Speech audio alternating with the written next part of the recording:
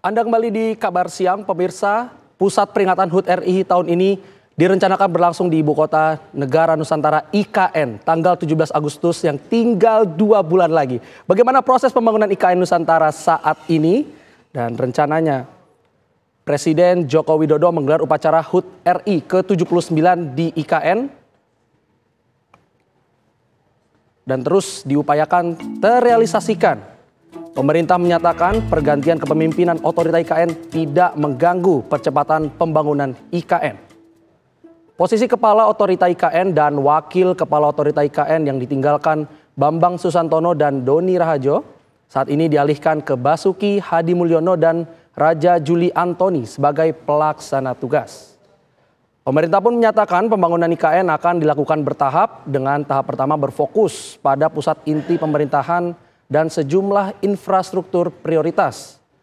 Pemerintah mengklaim progres pembangunan tahap 1 ini telah mencapai lebih dari 80%.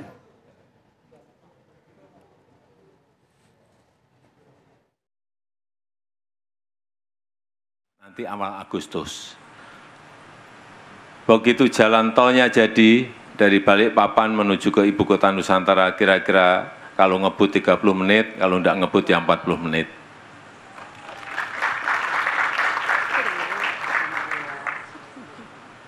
Dan nanti di awal Agustus, Airport Nusantara selesai, Bapak Ibu pengen mendarat di Nusantara Airport, ke sini hanya kurang lebih 15 menit. Ini akan berubah semuanya. Pertama itu, jadi fokusnya yang pelaksanaan program ini, permasalahannya adalah di tanah dan investasi. Jadi kenapa beliau dipilih sebagai wakil kepala UKN? Karena ini menyangkut status tanah. Jadi kami berdua akan segera memutuskan status tanah di UKN ini apakah dijual, disewa, ataukah KPPU. Ya, kami ingin mempercepat itu sehingga para investor tidak ragu-ragu lagi untuk melakukan investasinya. Yang kedua, karena status tanahnya akan lebih jelas, mereka akan juga lebih jelas status hukumnya sebagai investor di IKN. Nah, itulah fokus utama di dalam kami mengemban tugas sebagai PLT Kepala dan Wakil Kepala IKN ini.